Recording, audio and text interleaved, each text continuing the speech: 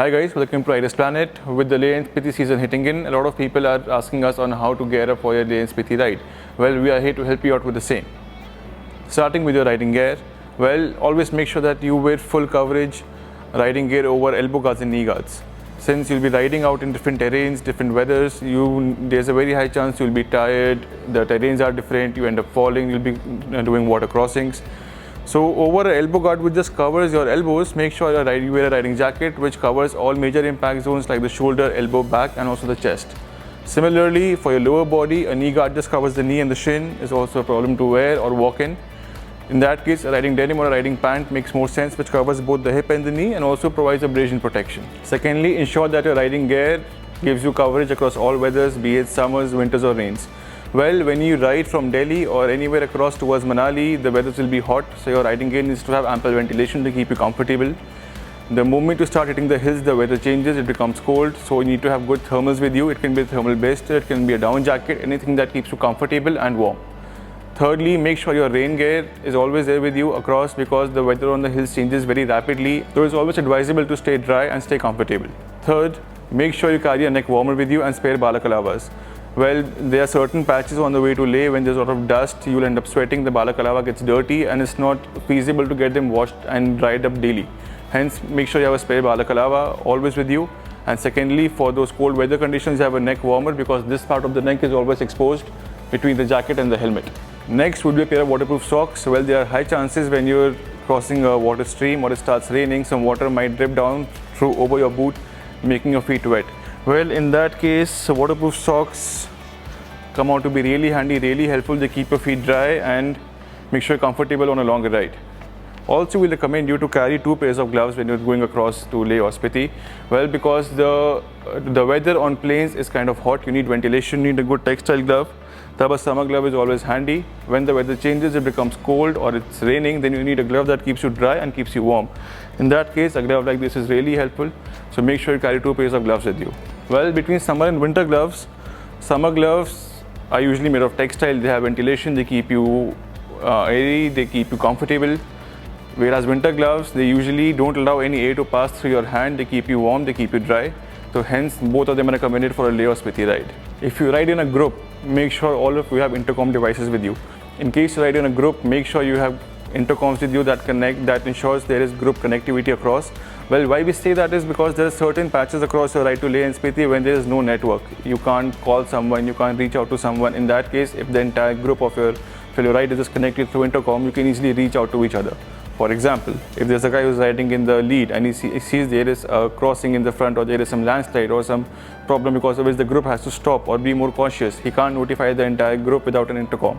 Similarly, if there's someone who's riding in the back and he gets stuck, there's a flat tire, he ends up falling, so in that case he needs to notify the group in front of him to help him out. Also, there have been situations with us when we were riding and our groups got divided between 2 because of certain conditions. So we were unable to track down each other because at times there were some riders which weren't connected across through the intercom system. Hence, it's highly recommended if you ride in a group, you have more than 4 or 5 people or you 3 or 4 people also, you have intercoms connected across with each other. Also, one of the most missed out or neglected items by most riders is a good hydration system. We strongly recommend them either whether it's a short ride or a long ride, especially when you're going to Leh or Spiti. Keeping yourself less hydrated affects your process of getting acclimatized to the environment you will be riding into.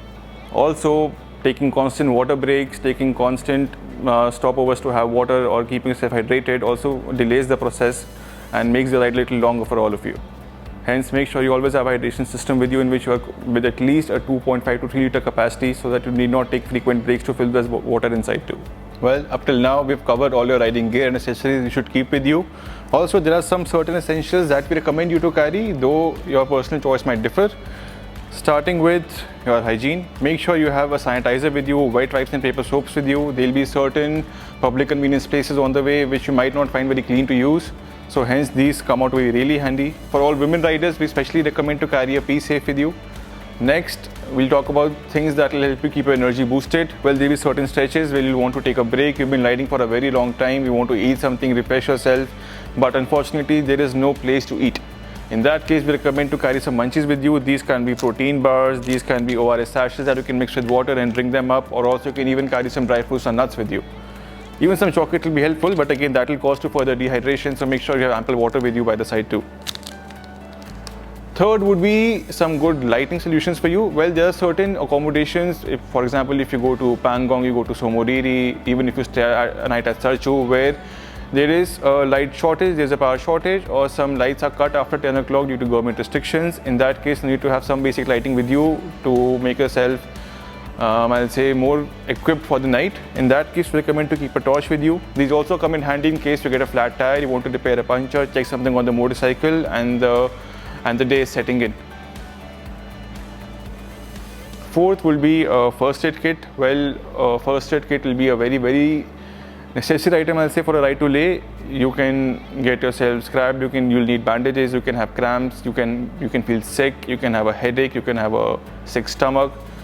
So first aid kit is ideally, I'll say, the top of the priority list across all these essentials. Well, some other recommendations that we have for you is, first, in case you are a frequent smoker, make sure you take a 2-3 day rest once you reach Leh or you just cross Sarchu. You need these 2-3 days to acclimatize yourself to the environment, and once you're done with it, you can probably start smoking, but of course in lower frequencies.